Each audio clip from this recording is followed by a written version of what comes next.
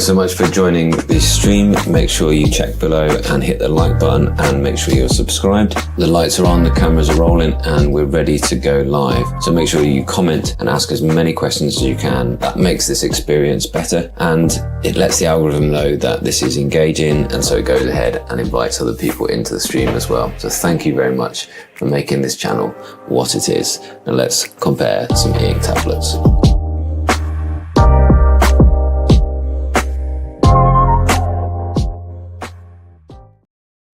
Hello and warm welcome. Let me know that you can hear everything loud and clear if you're here live, and warm welcome if you're watching this on the replay. And I will be looking through comments and things as well afterwards. So if you've got anything to contribute, then do. And it is really great. You know, the number of comments on my channel that I'm getting at the minute is really, really good. And it's really, really useful. And here, one of the things I'm going to talk about today is this phone here, which is the HiBreak Pro. So not to be confused with the original HiBreak, which didn't have, as you just saw there, unlocking with fingerprint sensor or unlocking with a face detect as well, which this one does. And both of those things seem to be working pretty well. I will talk about that in just a little while, but I want to just say hello to everybody and you know, get yourself introduced in the chat, because that chat becomes really valuable and really useful in these live streams, as it does in the comments too. And I think that these e-ink devices, if you're, you know, really thinking about, thank you so much. I think these e-ink devices, if you're dreaming about a more organized life at work, if you're thinking about a more productive person, you know, planning things, maybe that's just a purchase of one of these things away. Okay. They're not miracles. So, you know, they're not going to actually make you completely organized. But I remember when I was first researching these things, and this is the Supernote Manta that I'm currently still daily driving. It is currently, in my opinion, the best e-ink tablet that you can get right now. And it does wonders for me, and it does exactly what I thought it was going to do. However, it's pretty difficult to find them out about them. You can't go and see them in stores. None of them are cheap. And maybe you've heard horror stories about returns policies, and you're just uncertain as to whether this kind of, you know, fabled writing experience is really all it's cracked up to be. Well, what I'm here to do is to actually show you and show these things in the best quality that I can, so that you are a bit more informed about spending $600, let's say, on one of these, or I'm not sure what this is right now, actually, the HiBreak Pro.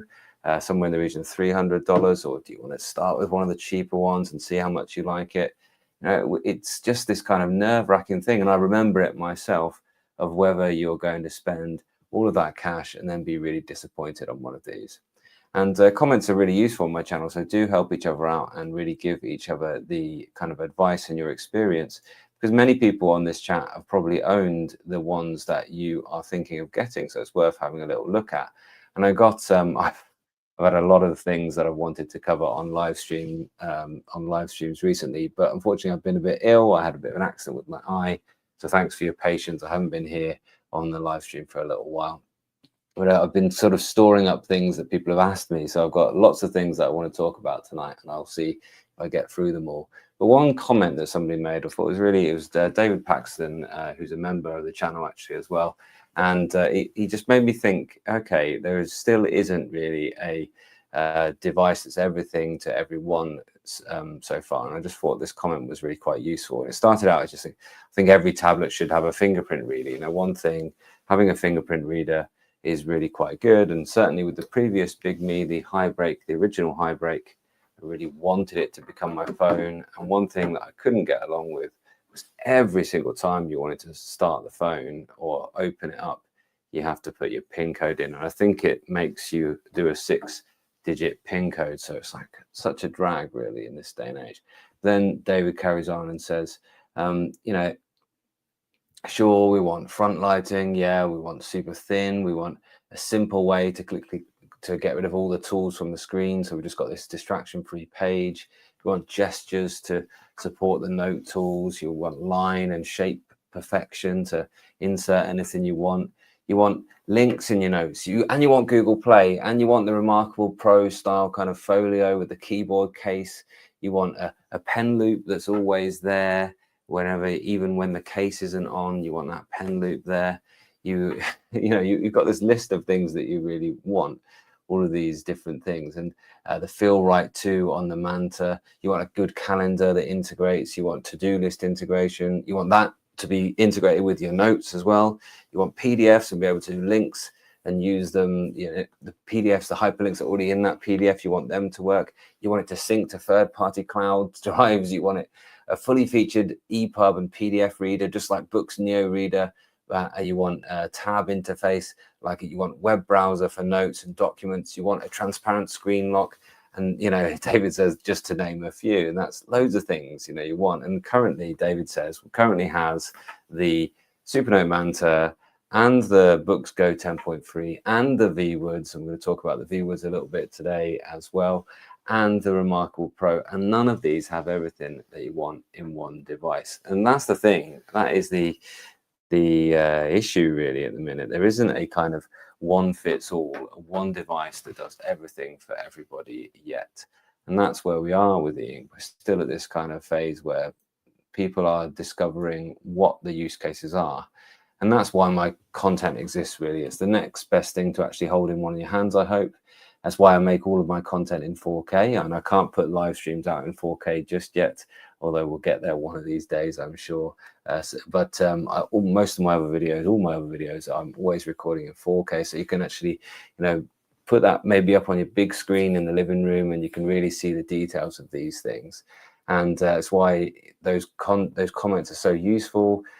They've become this extensive library of content here. And if you spend a lot of time down there in the comment section, and really, if you spend as much time in the comment section listening to each other as you do listening to me prattle on about things, then it's a really useful resource for making that choice. So that's what it's here for. And hopefully I'm helping you all out. You might want to consider my memberships if you want a bit more from me. And if you want priority access, if you want priority me to answer your questions as a priority, then that's definitely a way to do that. But I just want to say thank you all so much for being here. We're going to talk about the Bigme HiBreak Pro in just a second and give you my sort of first thoughts, because I only had that thing out for a little while. But you will find a link in the description which you can check out in the next 30 seconds for the HiBreak Pro, and see what the price is in your region and whether the feature set really suits you. And then we'll talk about my experience with it for my first couple of days with it so far.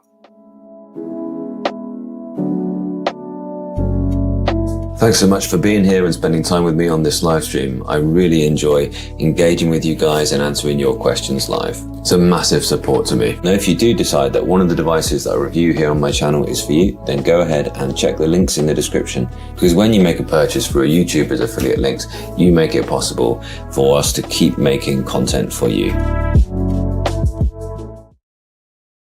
So cool, we're going to talk about the HiBreak Pro now, and it's a couple of comments so far. Joe Linton's talking about the Paper Pro is going to be the top one.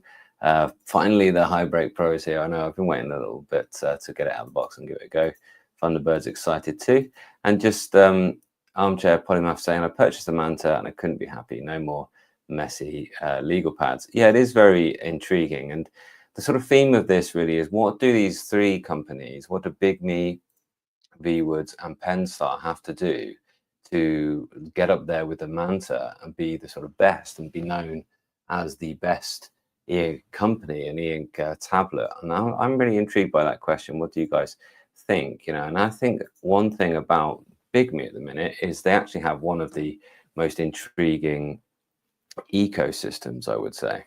And I can tell you that having this out of the box just for a little while, it's got a crisp screen. We weren't expecting anything different. 300 ppi black and white. I do think there is quite a large gap between the top of the screen and the actual screen itself, the very top surface on the screen, and you can probably see it picking up quite a bit of glare there. Now that is, I think, probably that little bit of extra gap does make it a little bit less crisp, but, especially considering we haven't got a pen layer on there, it would be nicer to have that top surface a little bit smaller, that gap a little bit smaller to the actual e-ink. But that is how it is, and that seems to be the case currently with these e-ink screens at this size. Of course, we've got zero blue light, we've got flicker free, It's got dual color front lights now, which is great. And I will intermittently, I'll kind of compare it in to the first HiBreak here, because of course the first HiBreak only had one color front light. It really was a bit of old technology. It only had the blue front light, and I think you can just see it's so much more comfortable to have that balanced white there. I certainly find that more comfortable, and I'm just getting used to it. And I really wanted the original HiBreak to work as my one and done. You know, I really wanted it to be my, and I did use it. I committed to using it for a period of time. And you might think color was a thing that I would have liked, and color was helpful in some places, but no, I think generally the slower performance was actually worse than the color. Really, the performance is a lot better. You can see it just slightly lagging behind. The old HiBreak is lagging behind the new. You can see, you know, that speed is a bit more like what you're used to, rather than it being quite slow. I mean, I did enjoy reading comics on it. I'm not going to lie at all. I did like having the color, but it was the old color. It was the old Collider. It wasn't the new one. This is purely black and white. I think that they will bring a color one later. I'm hopeful anyway. But for now, we've got the black and white screen, and it's really good for that kind of purpose. It does have good internals. It does have a Dimensity 1080 is what it is billed as, which is a good chip. I think it's 8 core, 2 of which are 2.6 megahertz, compared to this is a 8 core, but the 2.3 megahertz is the most rapid speed there. The biggest difference is probably in the RAM, which is 8 gigabytes of RAM across here, plays just 6 across there. And it does make a difference, actually. I really am noticing a difference straight away between the two devices. And when I looked at the chips, now this one has a, you know, at least double the performance in Geekbench type of scores compared with the original HiBreak. So there's definitely, and you know, it does make it, I think, right now the most powerful e-ink smartphone. And I think, yes, we want this kind of romantic idea of a minimal phone, but also there's so many things that we want our phones to do. So many things we expect, like fingerprint unlock for security, like yeah, absolutely new stream with 256 gigabytes of storage compared to, I think, 128 across here. You know, there's lots of reasons why we like that. The NFC is going to be useful for paying for things, and just generally, there's a lot of times when, you know, that's needed for pairing to things as well. There's lots of reasons why I think it's really good. It is currently going to be the higher performance of all. It's actually got a pretty good battery. So far, I haven't had it for that long, but currently today, it's been used a little bit today, and it's only gone down 6% from this morning. So it's quite good. Haven't done much with it, not gonna lie, so I've been sat at the computer working all day, so I haven't done much with my phone at all. But its standby performance seems to be doing just fine, and it's just woken straight back up as well. So it should be okay. So we should be at least days on standby. We will see. It also has 18-watt fast charging by USB-C, which is good. You know, I think it's going to be a reliable phone, and it's going to have, it's going to be able to be used as a phone more reliably than the previous one there. I'm really interested by the minimal phone market, and I've got the minimal phone itself, the e-ink thing with the QWERTY keys. That should be coming soon, so that'll be an interesting comparison later as well. It's also dual SIM, 4G and 5G. Okay, so it's got 5G connection, whereas I think we've only got 4G across here on the original HiBreak. And it says 5G in the corner there, I think. Yep, I've got 5G currently on it. So that's a useful thing, it really is, to have that speed of downloading new apps, or you know, you just never know when you're going to need to download something quickly. I'm really liking that about it. After the NFC, it's even got an IR blaster, although I don't think I'd ever use that. I don't think, like, the only time I'd ever used IR blasters was way back in the day when it was used for transferring data. The fingerprint sensor is fast, and I like all the buttons. So you've got the volume buttons, which default to volume, as you'd expect, but they also work as volume page up and down in Kindle, which is good. And then you've also got on the other side you've also got these buttons, these two buttons here. I'll take it out of the case to show you because I think they look quite good as well. And incidentally, the silicone case there is not too intrusive. The buttons work just fine when it's in the case as well. I've got the top one, I think, is on home, isn't it? No, the top one's to multitasking switcher. Let's see if I can get it focused in.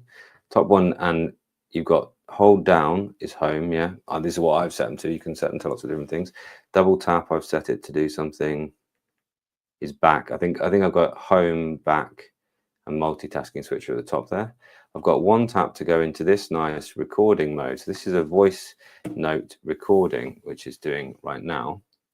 And let's see how accurate that is. I find it not all that accurate, to be honest. So it's not going to replace Otter. We'll see. So I'm going to stop that now. That's the Bigme voice to text app. So it's gone into there. I've got that. It's not done too badly, actually. But I can also do an AI summary and an AI tidy down here directly within the Bigme voice to text app, which is quite useful. And it'll just polish that. It'll process that. I don't know whether I think it just does the text rather than actually send out the audio file. If it actually sent up the audio file to ChatGPT, that would be quite good. I'm not sure exactly how that's working there, but that's quite a useful thing to have from one press. Double tap that. Also took a screenshot and then long press that side as well. What's it done? Put it to sleep or turn the front light off, is it? Yeah, turn the front light off. Okay, so that's quite cool. So long press that to bring the front light on and off is quite a useful thing as well. And I set them up last night and kind of forgotten what I've set them to, but useful, I think. Some really useful things. It's got GPS, it's got Bluetooth, you know, it's got a gyroscope for automatic rotation. I think it's quite good, really. It's also Android 14. And I want to talk about, what do you think Bigme, and this is my question to you, everyone. What do you think Bigme need to do to become the best e-ink company that's out there? And one of the things it might be actually keeping with the latest Android all the time. So it's Android 14 on here. And what if all of their things, you know, they've got it sorted so that Google Play is installed straight away. You log straight in and it was like, oh, here are your 20 most used apps from your other devices. Do you want to install them? I was like, oh yeah, yes, please. I would like that. And there they were, all downloaded. So that was useful. YouTube Studio is just there as well. Let's play a bit of YouTube. I think if they were to stick with, you know, to keep the latest Android at all times. I'll put one of my videos on your channel. Yeah. And I think if they were to try their best to make sure that they were always welcome to the Astro really. The sound. Pause that just briefly. If they were to make sure that they're always on the latest Android and that they always have the best screen performance, I think that could be what Bigme's sort of little niche in the market is really. Now let's see what e-ink center we're in. Let's go to video mode. Actually, it's pretty impressive, really. It's pretty good. The ultra fast mode here. It's generally surprisingly good. And I say I don't think that video is something I'll be watching a lot, but I think, you know, with Dasung doing the kind of godlike refresh rates, I think Bigme could be that, but for phones and tablets, really. And I think Bigme, if they keep going with their use of the e-ink, if they really make sure they stay ahead of the game and show e-ink as good as it can possibly be, I think that actually that's where they fit in with the market. I just want to play a little bit just so you can hear a little bit of the sound. I've seen it mentioned in other reviews as an iPad-like. It is not. It is still a nice screen to write on. It's way back when I was covering the first Tab Ultra C Pro. I was so excited about that. I still use that, incidentally, Tab Ultra C Pro in Boox, but we're not talking about Boox today. Anyway, I think it's, yeah, I think it's sort of an interesting device. You've got a front camera and you've got a back camera, 20 megapixel, and you do need a camera of some sort on a phone because you need to scan QR codes and things. And I haven't taken many photos of that, but I will try that thing out as well. And actually, because of that speed, you know, you can see this ultra fast stuff that it's got. And if I go into custom, they do quite well. You've got the anti-shake to stop it doing the flickering thing. For refresh mode, you've got this extreme refresh mode, and it's actually pretty good for getting around and browsing.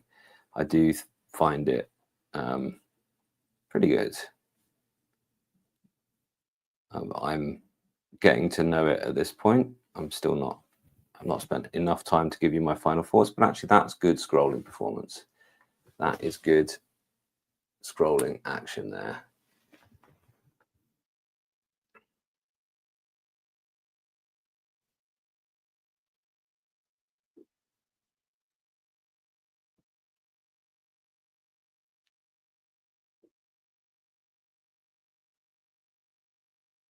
Yeah, there's lots to like here. So I'm looking forward to and hoping that it's going to be a great device for me. And I'm hoping it's going to do what I wanted it to do, which was to make it such that I pull out my phone habitually and read rather than pull out my phone habitually and watch something or check a feed of some sort or do these things. And the ghosting, as you can see, is pretty minimal there. It's, you know, that auto clean is working well now on Bigme. They've really done quite well there. Let's go back into Chrome and see that again. You can just see I'm on extreme mode and the thing is looking pretty darn clean. I'm going to show you the Penstar, which does have some modes that are a bit difficult to find, but the extremely fast mode on that is just way behind. This is very modern e-ink and looking really, really good. And yeah, I'm impressed. So we will see. What else have we got? It does feel more responsive than other e-ink phones. It feels more responsive than a previous generation, and that's quite nice.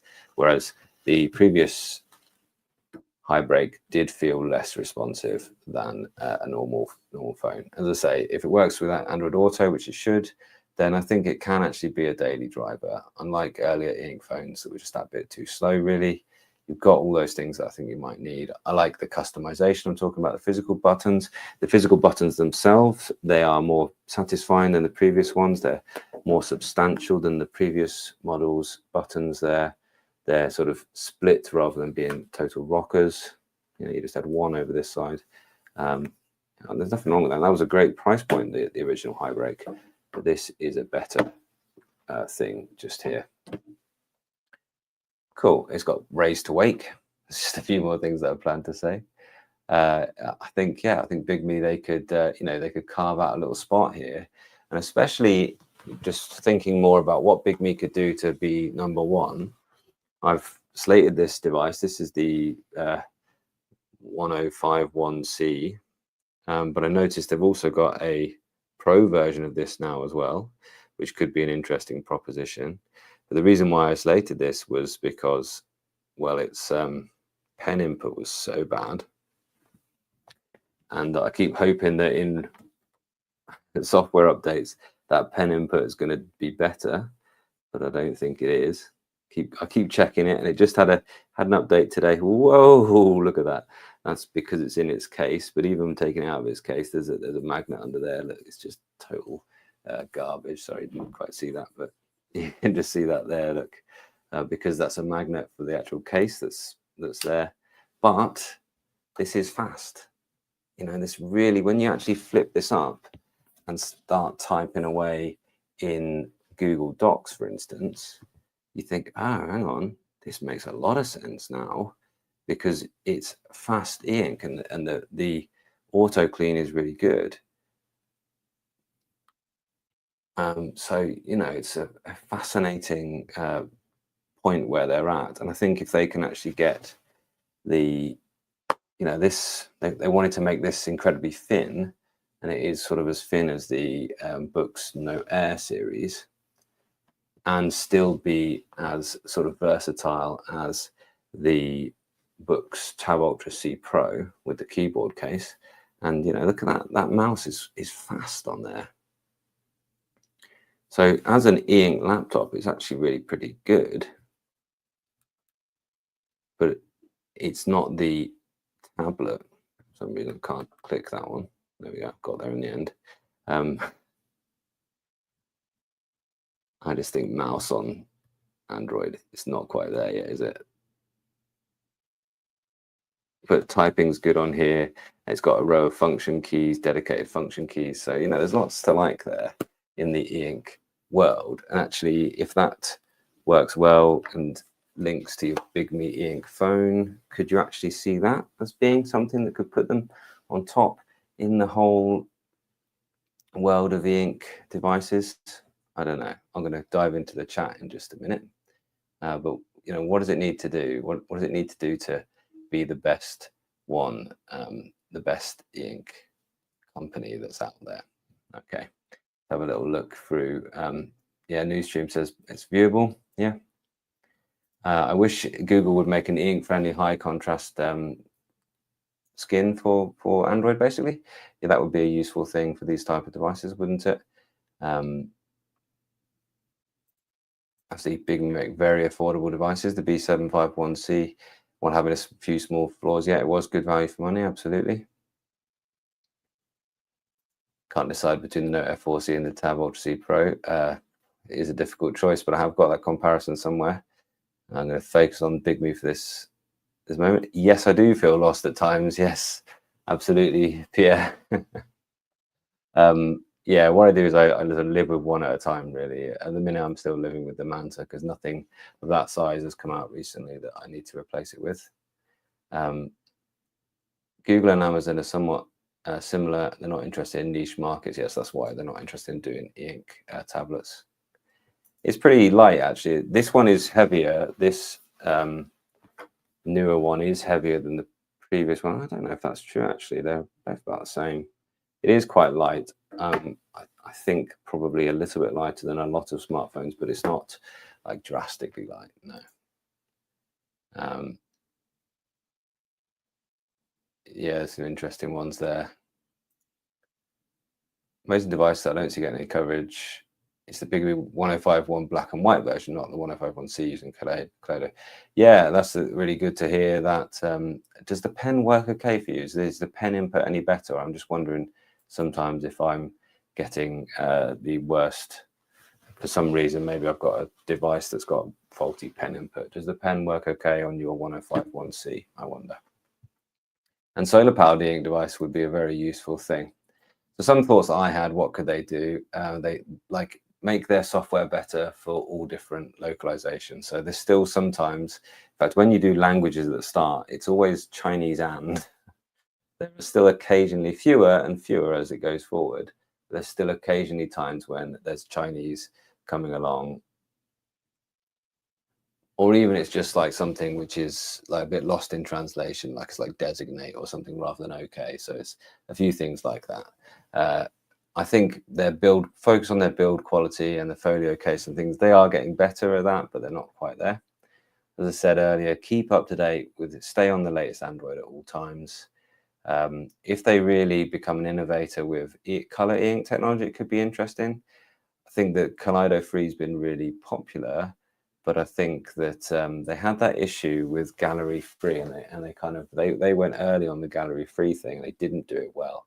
So I think sticking that kind of safety to make sure they're not right at the cutting edge, making mistakes. If they're at the cutting edge, make sure that they can do it well. And here they've spotted this gap in the market, this gap left by the Hisense phones, and they've jumped on it. And I think that this is going to be quite a good seller, and I think rightly so, really. I think they should go for that speed, be the fastest one, because they actually do e-ink control really well. I think if they think about what's strong for Bigme, it's open software with lots of features. You can support things like Microsoft 365, you know, like that would work well on there. You saw me just opening up Word on there. That could be a good thing for them to, you know, to allow you to tailor it to your own use case, really. They could probably add something like the, they could probably add something like the work mode, like badged apps. I don't think you can do that yet on Bigme. That would be really useful.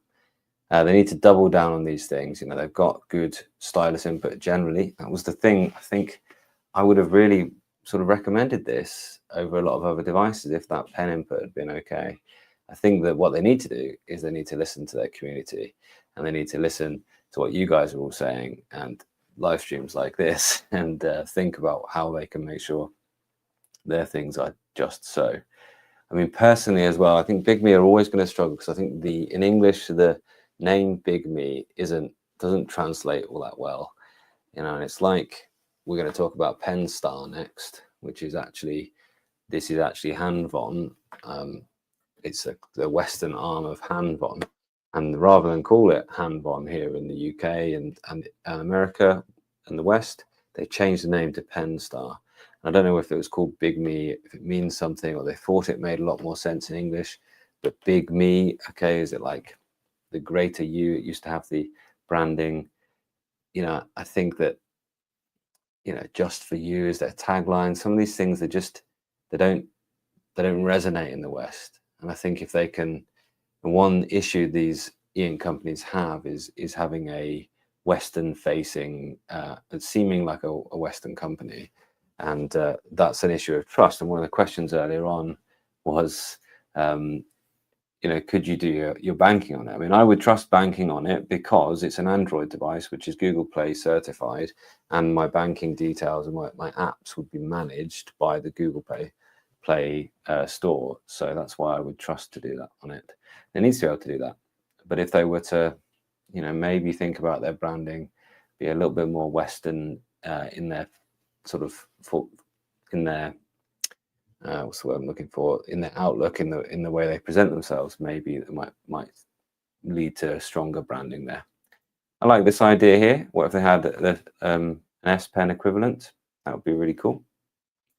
And does the ink color have the potential to look like a CMYK laser printer?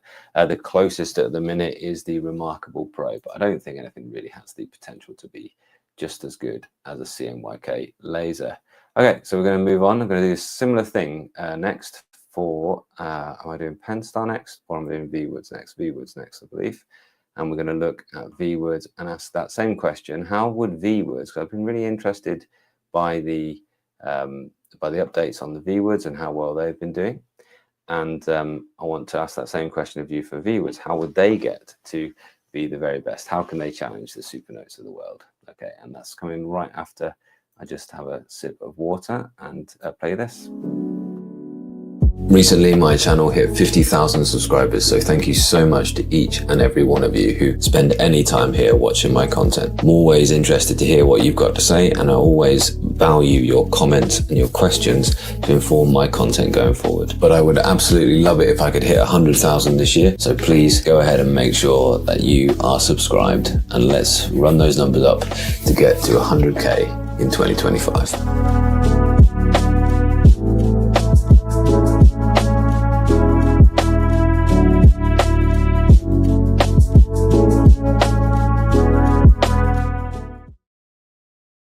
So awesome. Yeah, thank you very much. Thanks for being here, DJ. Thanks to you all for being here and sharing this kind of enthusiasm. And let's talk about ViWoods next. Here it is. And one criticism is that some people think that their case is flimsy. I actually quite like the case, and I quite like both the cases that came with it. I quite like this one as well. I quite like that they're going for paper feeling in a way that's like, because they're so thin, because yeah. Yeah, and because the accessories and things are so light, you know, I quite like it really. And obviously we talked quite a lot about the screen recently, so I'm not going to spend a lot of time with that. But ViWoods Carter 1300, no front light, but nice clear ink there, really quite good actually. And I'll talk about it versus the Manta a little bit later on as well. So what's some good things about the ViWoods? It's mainly intended for notes, although I tried out drawing on it recently, and I really do like the drawing tool. The brush tools are quite good. The brush tool, the pencil tool does have tilt, okay, which is quite nice, and I quite like the brush tool which I was using on that drawing you just seen briefly of the Leonardo thing, this, like, they call it a thinker's brush. I don't know what that means. Got just a nice little texture to it, so it's something nice there. And actually that's led to quite a nice effect there. You've got drawing layers.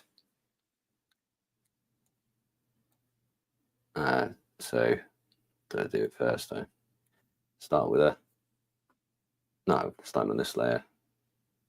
Done a bit of pencil to get the sort of map out of the drawing, and then added another layer underneath that. I think probably is the next thing I did with tone. Then added some darker marks on top, and finally some highlights on the very top there, to really make sure I get that depth of tone. And actually, that's pretty nice. That's turned out okay. Actually, I'm not, I'm not displeased with that.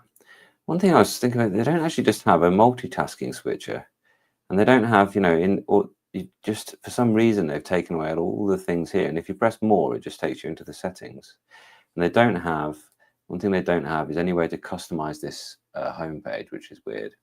And what they've gone down, the route they've gone down is AI, and AI everywhere. And there's an AI button everywhere. You can hold that down and you can talk. And they've added recently, DeepSeek models as well, so you can choose your model there, and you don't seem to have to pay for any of this. But I don't find any of the AI features as useful as just Chat GPT in a browser, and I quite like, okay, it's a good idea that if you write the title up here, it will automatically recognize the title and make that the title of the book. But why not do that for every page? I was thinking, why not just have that at the top of every page, and you could actually, or optional, like put a thing here and it will automatically make that into the table of contents. But they seem to write AI everywhere, and the AI won't analyze more than just this page. And the text conversion is quite good, because it is AI driven. So what it's done now is sent a screenshot up to the cloud, I would hope, rather than it just be, that's done all right, actually, hasn't it? Yeah. Rather than just actually try and do OCR on the device, if it's going to send that content up to AI, it's actually going to do a better job than just OCR. I think OCR packages are a bit, it's optical character recognition. OCR packages are a bit old hat already, because actually this now it's managing to, think about what it's going to be, and it can figure out words by looking at the whole context rather than just the individual character each time. So there we are. So it's kind of like it's got some kind of idea of what I'm doing there. What was effective in a thumbnail? Yep, that was what I was doing. I was planning out some thumbnails. Look. So there are some uses, but it can't do the whole it can't do the whole document at once, and I don't know why not. And for me, I think it should just be slowly and gradually in the background, uploading all your pages that you ask it to, and building up a kind of AI kind of memory for you somewhere. I think that would be really powerful for it.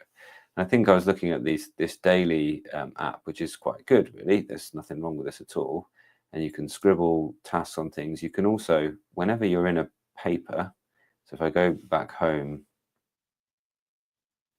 to any of my papers, which are my notebooks, and I click down here, I can go associate with daily, and I can set a day that I want that to be. So maybe it's a meeting plan or something, and I want to return to it at another time. I think that's quite good as well. So when you're in daily now, if I go back home and go into daily, which is your calendar, you can see I've got up here, I've got a little daily icon, which is actually a paper that's linked onto that date. So that's quite useful. And I think that actually, and you can have Google events, you can have calendar events that are these little dots on here as well. You can sync in different calendars. I think actually you could get used to this, but randomly, this is what it's like AI. Okay, randomly there's an AI button there, and randomly it's asking you to generate a story. Okay, so there we go. So it can randomly generate a story just based on whatever you've written in your calendar. And I just think that why would you want to do that? So yeah, Any thoughts about what ViWoods could do to be the very, very best? I'll chat on. There's a couple of things here. I like the ViWoods too. Was pleasantly surprised. Yeah, bring up a good point here. AI on ViWoods. Few complaints on this sub about this too. It's just basically, yeah, it's this kind of like they've banked on AI being a continuing growing trend, which it will be, but they haven't really taken the time to integrate that memory really very well.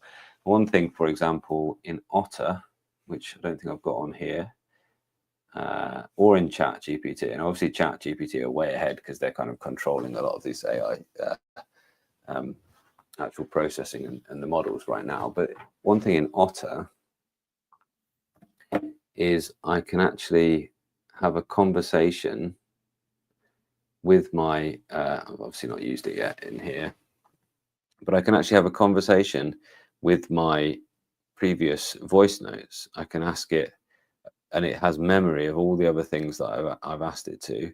Although that being said, I'm not on the pro mode of Otter, so it doesn't actually store everything. It kind of, after a certain number of hours, it forgets Otter as well. You can try. I've got a link to them in the description, by the way. It's not a very popular or used link, but no big deal.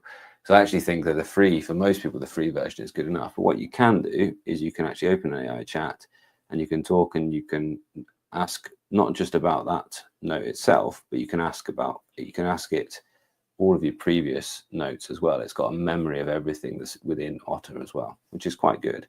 I think that is the goal of AI, really. You're absolutely right, Pierre. Like, it's just like put AI everywhere and be done with it, rather than think about how to integrate it. And I think that's where, for me, that's where ViWoods should do, is really just think more carefully about its use in different places. Because do people really want to be able to generate stories when they're in their calendars? I don't know. Maybe they do. Maybe I'm not being fair on it. You tell me. Recently, though, we've got a Google Play Store, of course, which is really good. Although it doesn't have Google Play Store by default. And I think again, we talked about Western markets and being sensitive about your data, which is nothing wrong with that, of course. But having to go through and manually do the GSFID stuff, the Google Play Store identification thing, that kind of will put people off and make people trust it less. So I think that they could really do well to have Google Play just out of the box. That'll be really good. When I opened this and I got this, I thought, oh, they have been really listening. They've made really thoughtful considerations about what the market wants. Lots and lots of things like the thinness, the plastic screen, the more solid nibs, and actually the choice of nibs. But then there's a couple of things that the pen itself feels quite flimsy. And if, as we'll talk about quite a lot, we compare it to the Manta, and you compare, oh yeah, look, this anything but flimsy Heart of Metal 2 pen, then it's not quite the same level that it maybe could have been. But yeah, I think they're going places there. Got that fingerprint reader for security. Excuse me. They are bringing lots of regular software updates. That's what's really impressed people recently. It's got microphones. It's got no speakers though, so that's a bit of a funny one. You compare to Bluetooth, but a microphone but not a speaker was a funny choice. Maybe just to keep it a bit thinner. I think you could get to love it. I think you could use this. It's really lightweight. It's thinner than its competitors. It's the thinnest tablet you can buy, full stop, as far as I'm aware. So yeah, I think that there's some really good things here. And again, why is it not, when it's actually got more features than the Supernote Manta, why is it not the best yet? What do you guys think? What do you think they could do to actually get closer? I'd be really interested to know your thoughts on that. The Manta, for me, currently it's the best because it is the best at doing what an e-ink tablet should do, which is just to be my planner, just to be my notes for my daily organization, to have really quick access to all the documents that I need, and just to do this. And I'm actually finding it quite refreshing from someone who has really loved using Google Play Store enabled devices. Just to stick with what e-ink is really good at has been really, really refreshing for me. So I think there's something to be said for that as well. things that aren't so good about it. So the AI prompt, like if you hold it down, you can start talking to AI, but for some reason it can only do, or it could only do 15 seconds long. I don't know whether that's still the case. I'm just going to hold it down until it stops. Yes, it's stopped recording in that certain amount of time. Why is that, please? And then I'll let it go. And it's converting that to text, and then it's going to send it up to whatever model that I've got. Yeah, so there we are. So it's understood. If this is bothersome, check the app, or yeah, okay, fine. Yeah, it's just like, it's actually quite limited, and I find that that's a bit challenging. There was a review that said they didn't have a cloud storage. They do have cloud storage. All my documents are up there in the cloud, but it hasn't worked very well, and it's not very obvious where these things are. So in the papers, I was digging around trying to find somewhere where I can find out is kind of what it's doing with my cloud storage. It is there. I can go online, and somebody's just asked a question, different ways you can get documents to and from the devices. Well, one way that now it's got Google Play on it, one way that I'd get documents to and from would be just to use my Google Drive, you see. That's the kind of main one. That works just fine now that it's Google Play. It didn't originally, but you've also got this V-transfer thing whereby you can go to this place on your desktop, or there's also a web portal as well. I think you can go via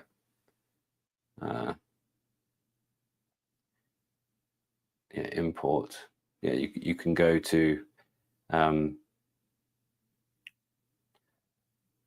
sure you can just go to, you can go to myvwoods.com and log in there, but you can also, I'm sure you could just do it by HTTP as well. Maybe that is from the home menu, is it? Yeah, and that's one thing that is really very useful in the Manta. One way that you can just get things to and from the device, you click this button and then you go to this URL, and then you just go straight there. You know, if you memorize that URL in your browser, and you can just directly log things. You can just directly drag and drop things straight into a browser tab there as well. So there are loads of things to get, loads of ways to get things to and from the device. That's a good question. Cheers, Pierre. Have a good evening, won't you? Yeah, some really good questions now. So yeah, do tell me, what do you think ViWoods could do to catch up with the Manta? What would you like to see next from them? Is it more hardware that they need? Maybe actually they need to actually bring a bigger device. They did bring the smaller device, the Mini, but I didn't like that at all because it just felt like really old hardware to me. It was like a much older screen. Again, it had a front light, but it just had a one color, the blue light front light, which nobody really wants there as well. Other things about it, it's quite an old processor, quite an old, it's quite, you know, low amount of RAM and things like that. So I wouldn't necessarily recommend it for all of the higher powered tasks like this as well. Incidentally, you know, somebody said one issue is you get quite a lot of redundant buttons. Like I don't actually know what that one does, for example. That's my library. Okay, so fine. So, but there's like loads of ways I can get to and from my library. On my home page, it's this like learning thing.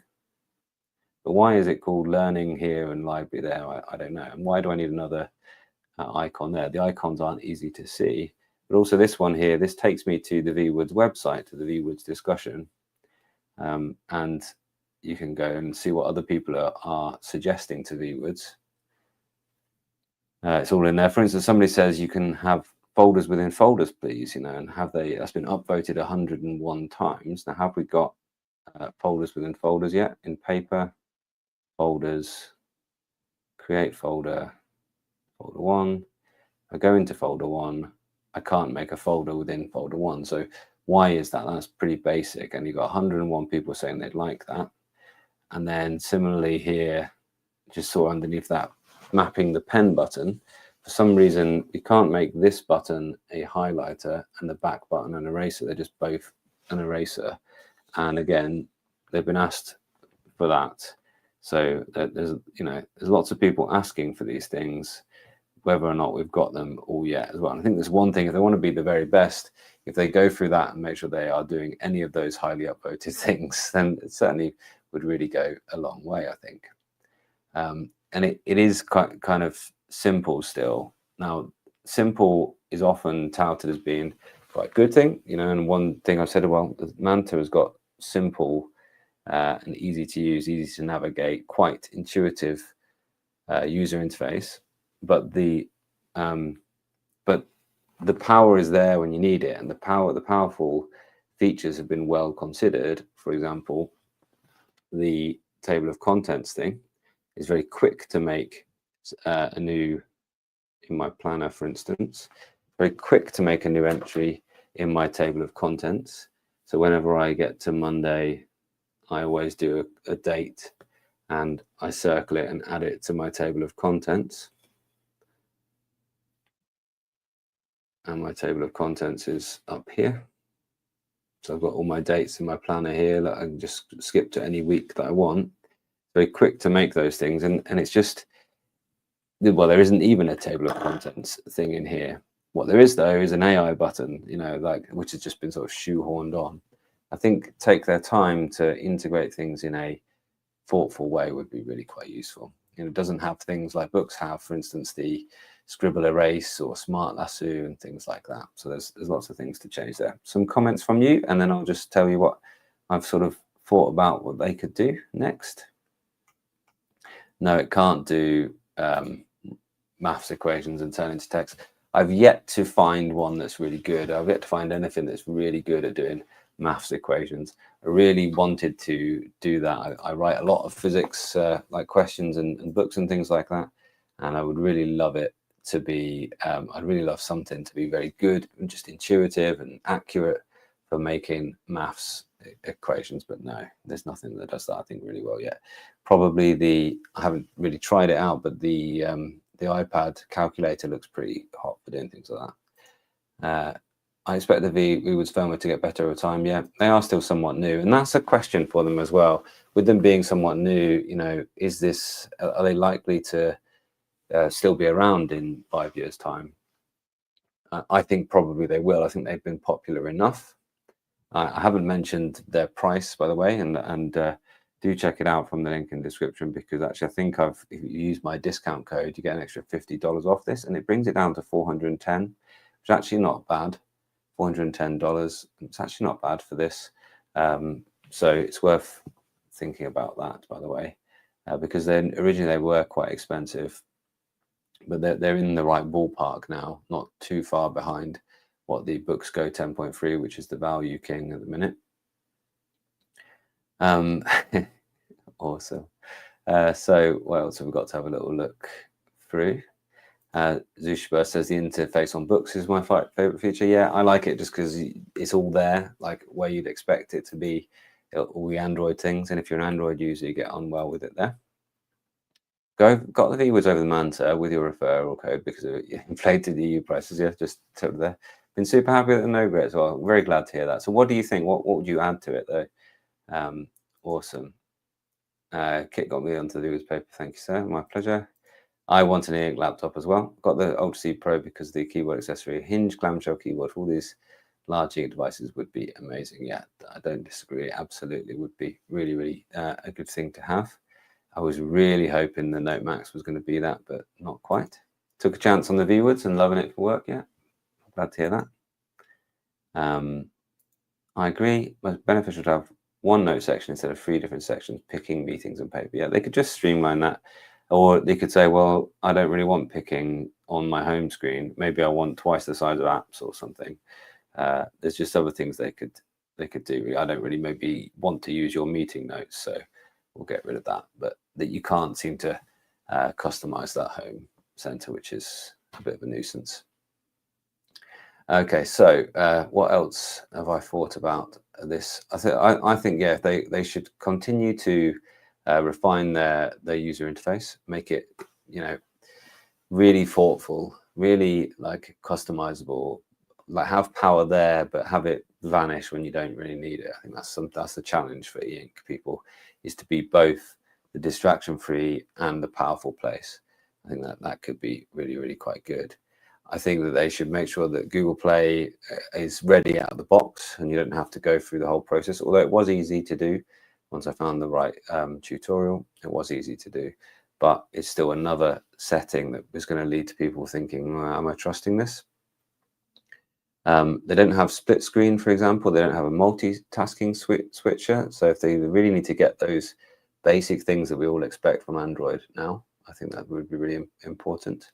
There is cloud storage, there is backup, but I think they need to make that clearer what's going on, because I can't see the setting anywhere on the device at all. I know it is there in the cloud, but it's not quite working as well. And they need to make either the AI integration more useful, or don't make it such a feature. Make it like, again, make it a bit more hidden, because I still would just, I use a lot of AI all the time for lots of different parts of my work, and I use it. I use it quite skillfully, I think. I don't just use it lazily or anything like that. So don't judge.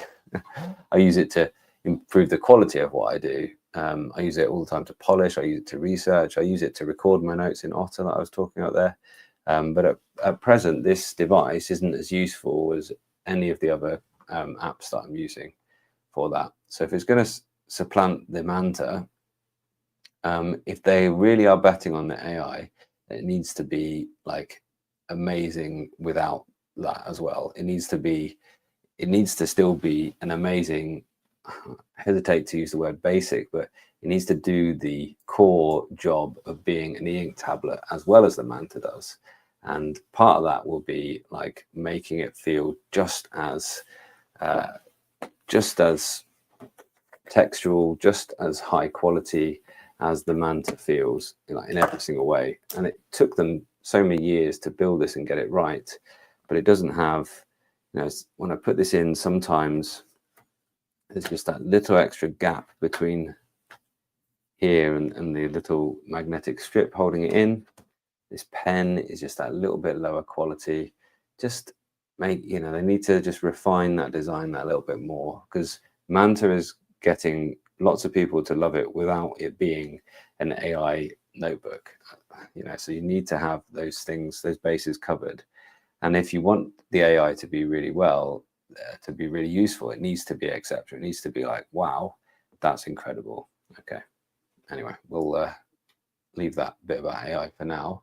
Both of them are going for this paper-like feel, and ViWoods is doing that by being really thin and light, but Manta is doing that paper-like feel by giving you the great sensation of writing, and that's better, in my opinion. Rather write on the Manta than on the ViWoods. There is a real potential value proposition there, but it's there's a slight risk there that it doesn't have the many years track record that Supernote does already. They've got a proven track record, and I'm expecting to still be using this device in 4 years' time, with the software having been updated so many times. They seem to be going in the right direction, but we will see. ViWoods has got the Google Play Store, but of course you can sideload things on the Supernote Manta. However, what you don't have on the Supernote Manta, you don't have an e-ink sensor. You don't have the ability to go into 3 different modes, and the ultra fast mode is, it does that thing on here where it goes into, and it does it on here when it briefly goes into this at times. You see, that was back when I was registering, I think. But in the ultra fast mode, it is quite quick. But you see, I've lost all of my contrast, totally lost all of my contrast. And I'm not going to watch videos. I can't listen to them anyway. I just spotted one of mine rather than get a copyright strike.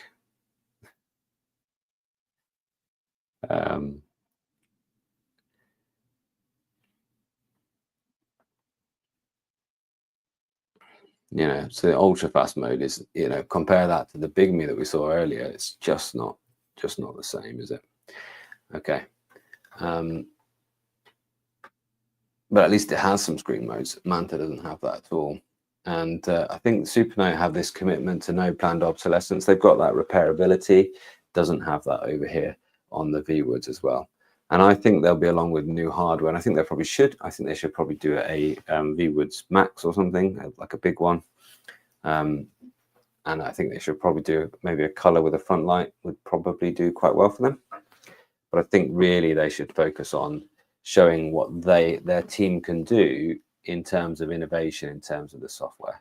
That's what I would think they should do. And if they're sticking with the AI paper thing, sure, they really do need to make it amazing. So you can see what I need to do. I'm a bit surprised that one ran out so quickly, but I'll be back in just a moment after you've swooned over this.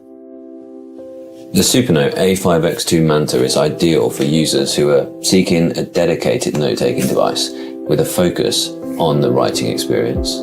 It's got a superior writing feel. I love the lightweight design and the thoughtful software features, which are just made for your note-taking. The ceramic pen nibs, they don't wear down, so they never need replacing.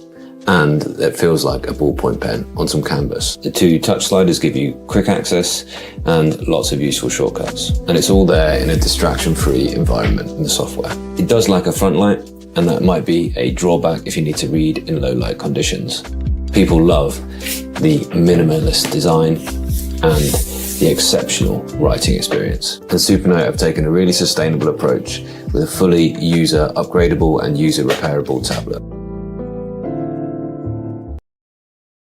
So I'm not sure that that one normally lasts for a lot longer, so I don't know why that was. Yeah, we're back. HiBreak Pro is here. We talked about that a bit earlier, so you can go back to the start once this finishes and watch that. Interesting. My girlfriend used AI to do data analysis so effective. It's impressed me what AI can do in skillful hands. That's it. Like anything, like any tool, yeah, skillful hands, and you're going to get some really good things out of it. Right, we're going to talk about we are going to talk about the Penstar for just in just a moment. My apologies for that brief interlude.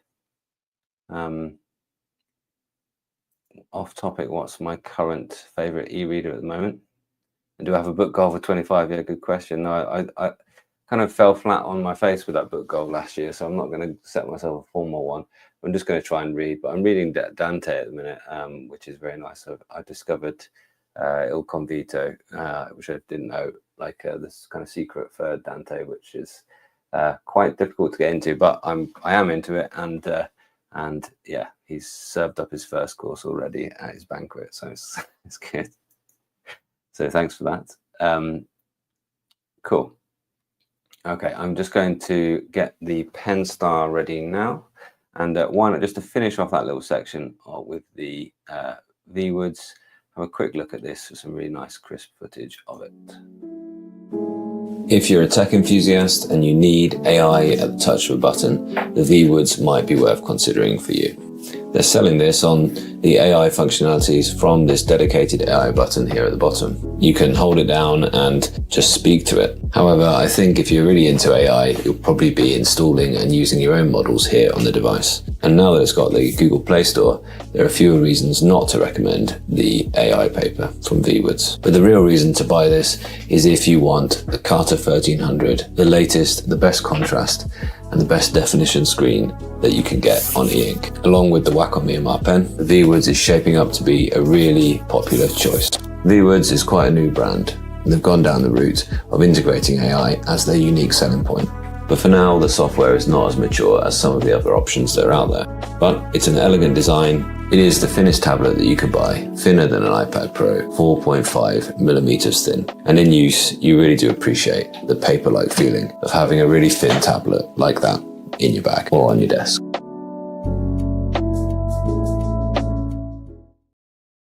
Cool. Thank you very much for your patience with me. And it is a really good tablet, that ViWoods. It's coming into its own. Really is. So what about this one then? The Penstar. This is the Penstar, and in many ways, it's quite similar to the Supernote Manta because it's got a half folio. This is one of the things that it definitely is not the right word, but the half folio is magnetic, and that is probably better. I've changed my mind already on that one. Probably better than the half folio on the Supernote, which clips in with this funny little mechanism at the back. I don't dislike that, like myself, but a lot of people think that's one of the weaker areas for the Manta. But these things don't tend to change my opinion of a device. The little things like that don't tend to change my opinion of the device. What it does is the larger sort of usability of the device. And this Penstar doesn't have touch, and that is one of the issues for it, really. And although like there is a Android menu, I think I only just discovered this Android menu like today because you can't swipe to get that, and so yeah, you're struggling. And the optimize button is there, and there's a whole full e-ink center here, but that optimize button is quite hard to find, and it's not in an obvious place, really. So there's a lot in this system which just isn't fully finished in terms of how easy it is to use. I'll go into the notes, you'll see me do this loads. Like loads of times where I go and try and do something with touch and it doesn't have it. So that is quite frustrating at times. Now, Penstar, they've released this one. This is the eNote, and one of the features of it is got these 9 buttons down the side. And one of the things I thought straight away was you would just need a little screen here maybe that changes and shows you constantly what they're changing to, because I think there's 3 different instances of these quick buttons. You can change them, you know, they do different things in different places. So when you're in notes, they do one thing. When you're in everywhere else, it does default, or when you're in reading, it does another thing as well. So they change, they're contextual, basically. They change based on where they are. And so here in notes, it does a different thing there, but you kind of have to memorize them for them to be useful. So if you live with it, then maybe, okay. But, you know, that's not the thing. And I think the main thing, the main selling point for me, the biggest thing that it has over anyone else is that it has a 8,192 levels of pressure. But the pen tools aren't as good as they are on other devices. So although in the pen up here, it does have pencil, and that pencil does have tilt. Does it? I thought it did. No, so nothing has tilt on here. My apologies. Does the brush have tilt? No, but okay. I don't think it does have tilt actually then. But although the pen tools do have very nice pressure levels, you can definitely see a really well-controlled gradation there. The pen tools themselves aren't as good as they are on other devices. So this should be, on paper, better for drawing than the Supernote is. But the Supernote has the whole drawing app, which is flipping brilliant. Tell you, you know, an incredible drawing app with,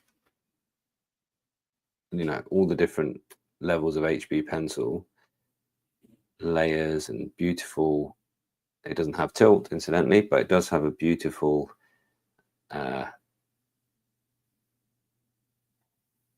tone airbrush thing that you can use, and lots of lovely ink brushes to add the deeper tones on top. You know, it is just a great experience of drawing here, whereas on paper a better pen, because it's got more pressure levels, but we don't have the tools to get the best out of it. So I find that to be quite frustrating about it. You know, what they were going for was this should be the best writing experience because we've taken the touch layer out, but it just doesn't feel anywhere near as good as the Supernote is. And that, you know, for me, straight away, I think that's somewhere where they'd have to improve. If you've got that great pen, then make sure you get the most out of it. At the minute, it's not quite there. So what else? So it might be 8,000 levels of pressure, but this little guy, the Huion drawing tablet that's sat on my desk, has twice that still. So, you know, there are. It's not quite to the level of the. It's not quite to the level of the professional tablets that are out there as well. So there are, though, and I had some notes on here. What they are doing is bringing some new tablets out. We don't have dates for these, and the only way I know about these really is from Roderick from Rants About Tech's video from CES, and he says, and he saw these things in the flesh. They're bringing an eNote 2 for a start. Has it got a nice highlighter yet? At least the pen buttons can be mapped to highlighter and erase, which is at least the way they should work, in my opinion. the eNote 2, and that's going to have a 300 ppi screen, still the same 4 GB of RAM, or in fact this is only 2 GB of RAM on here, this current one, so that's quite a low amount of RAM for 2025, and 64 GB of storage, and this has 32, I think. So they're going to up the basic eNote is going to up the amount of storage and the quality of the processor as well, amount of storage, sorry, and the RAM as well. And it's going to have a 300 ppi screen, and that's one thing. This one, 227 ppi screen, is still that older technology. And the one they're also going to have is going to have a side touch bar, so with some extra buttons that are sort of permanent and like the ViWoods buttons, sort of capacitive buttons along the side here. I would have preferred to have seen a screen so that these buttons, I know what they are at all times. So that's not ideal, I think. Then they're also going to have a eNote Pro. Okay, interesting. So an eNote Pro, and that one's going to have 8 GB of RAM, and that will have touch as well as a camera as well for scanning things as well. So that's interesting. And 128 GB. So that could be good, but I think they need to have their software ready to go for that. They also have a new pen design, which is going to have 3 buttons on the side, not just the 2. How many does the Huion have? Huion, yeah, has 3 buttons on the side as well. I wouldn't be really surprised to find out that actually these were all kind of from the same company anyway, because I know that the older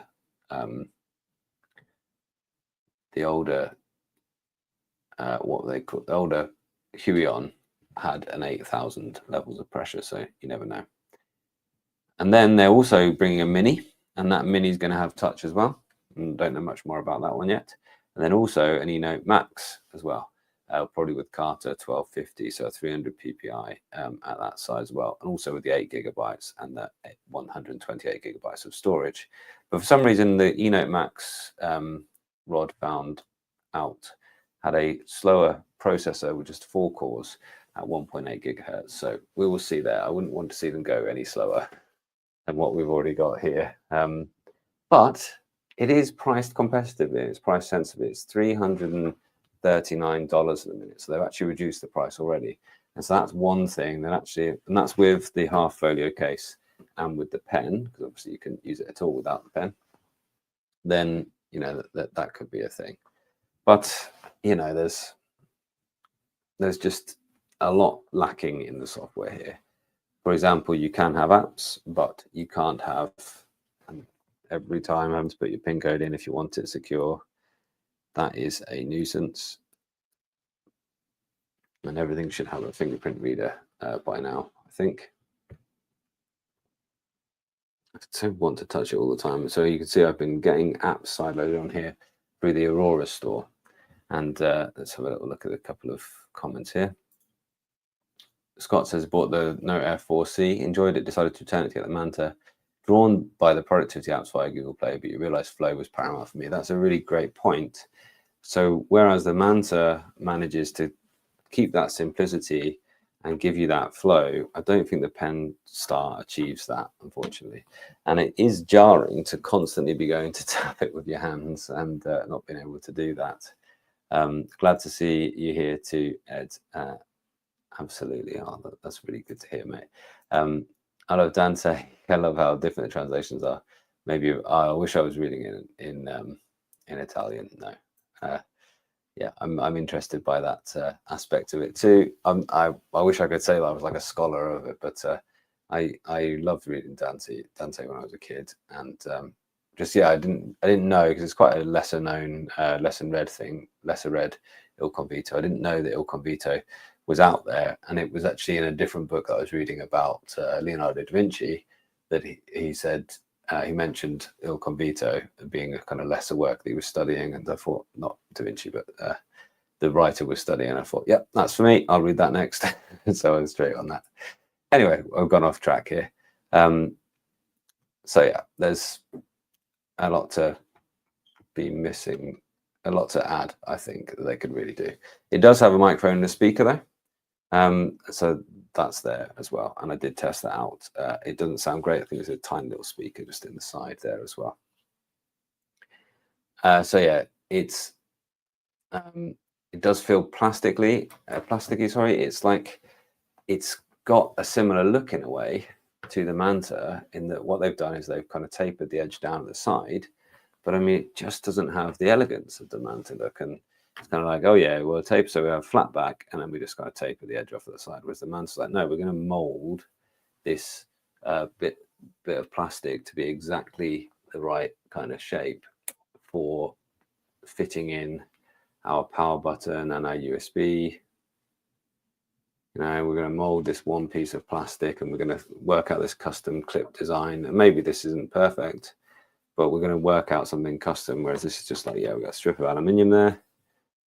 Yeah, I think that's aluminium. And then a nice little rubberized bit of plastic on the side. There's nothing wrong with it, but in comparison, it just pales, doesn't it? So yeah, well, there we are. And yeah, the things like, well, I know I've talked a lot about how long Supernote spent on this pen loop, but it probably isn't the right thing to have it sort of reappear on the side here, so that now the device doesn't sit flat. Although there's no interacting with it without taking the pen out, of course. So there's never a time when you've actually got the pen sitting in there. And yeah, I think that the user interface for the buttons could improve. Somebody commented that actually the sort of notes screen and everything, the user interface looks almost like it's a toy.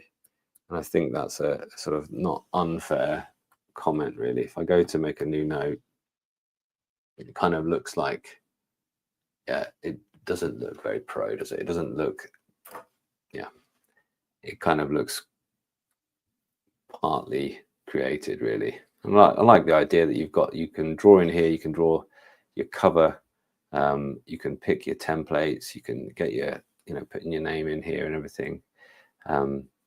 Okay, what's happening there? The keyboard's totally fudged up. Yeah, so not perfect. And now that's my cover for this thing. But why, you know, why?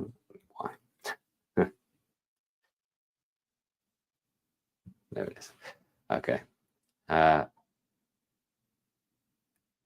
Yeah, so Jordan says, I haven't got a Penstar, I've got everything else. I've got to buy this one as well. Is there anything else stand out from the others? Just the higher levels of pressure, really. That's the thing, and the fact that it doesn't have the touch. It does have a very rough, like gritty surface, but I don't think that the lack of the touch layer and that gritty surface adds up to as nice to write on as the Manta. The Manta is a much more pleasant place. So there we go. It's a bit scratchy, the feeling. It's also quite unknown in the West, so you've got that thing to deal with as well, that maybe we don't know how frequent the software updates are going to be. And in fact, I hadn't used it for months, and I logged in and expecting to find an update, as it normally is when you log back into an e-ink tablet after that sort of time. And yeah, it's no update at all. And I don't actually know what the version of Android is.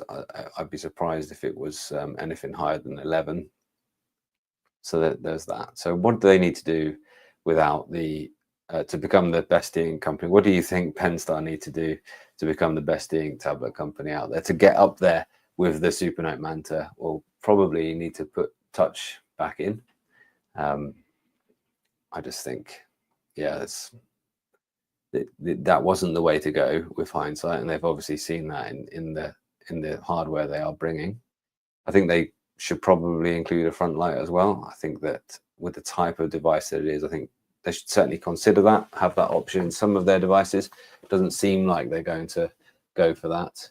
They should definitely do all those updates, those new bits of hardware, although they don't seem like they're going to be massive overhauls, more evolutions of this design, which probably, you know, it's okay, but I mean, this is one of the sort of cheapest feeling textures going, really, and the texture of the half folio here isn't great. You know, it's quite criticized, actually, the texture of the half folio on the Manta, but this is even worse. So there's that.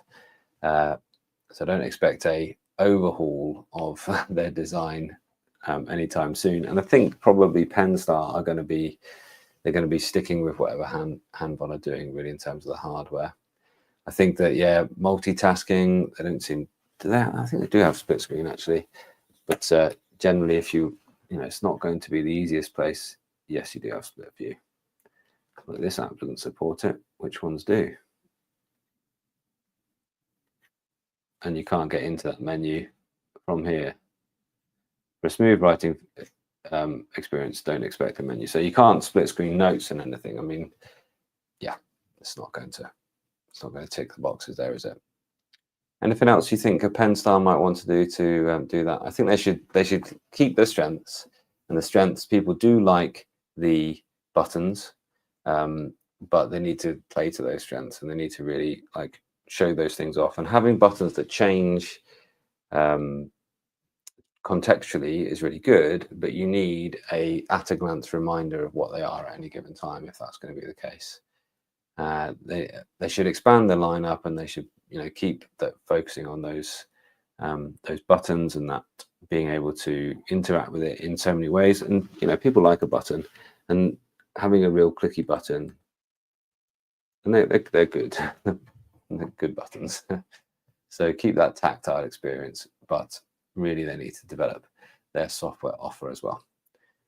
Okay, cool. I am going to leave it there, I think, for this evening. I have a couple more things that I had planned, but I'm going to leave them because I think I'm going to do them. I think I'm going to do them on Sunday instead, where I'm going to do my members live stream, and I will bring that. You know, I'll bring that content to you. I'm just so I'm getting back into things today, but I've been sort of off work with this eye injury for the last week or so, and I've been just wanting to do live streams and make videos like normal, but I've been unable to work at the computer, so it's kind of like it's been good just to feel sort of back to normality there. And as well, so a couple of comments here as well, just quickly talk these through. Keep at it. Yeah, there's a growing market for e-ink as people realize the benefits. Yeah, I think you're absolutely right, DJ. Yeah, thank you for being involved in the fun chat as well.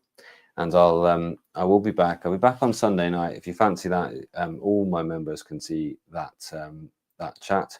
And as usual, I'll bring you snips of that and work them into. Thanks, Alex. Yeah, I hope to see you on Sunday. Alex, as you can see, the symbol there indicating he's a member. I will use that content either at the video feed itself, or I will use the kind of content that we discuss to inform other videos as well. And I'll revisit this kind of topic as well as we go forward. But very happy days to you all, and I hope you're all having a wonderful Thursday afternoon or evening, or Friday morning for some of you, it seems. And I will see you all really soon. Yeah, people waiting for this one. Yeah, 13-inch color books. Who knows? It's March is, you know, you don't get many launches in March really, but if previous years are anything to go by, we'll have some more e-ink launches around the corner in April and May, maybe sort of springtime launches. This is the kind of lull in this time of year. New things come, and I'll be here to cover them. And I will obviously be back with more thoughts about using the HiBreak Pro. Positive things so far with using that. See, there we go. That was the face unlock there. First, you know, that's a first for an e-ink device for me, because this thing does seem to be the closest yet to a real and working e-ink smartphone that can actually replace your smartphone. Okay, thank you so much for spending the time with me. I just want to take a moment to talk about my membership offer. There are 3 tiers of membership. Firstly is the advanced review evaluators, and people love to see my videos before they go live to the public. The next tier is members only videos, and this year I'm increasing the number of members only videos that I put out each month. It's amazing to me that my channel is at the point where I can't respond to every single comment that I get.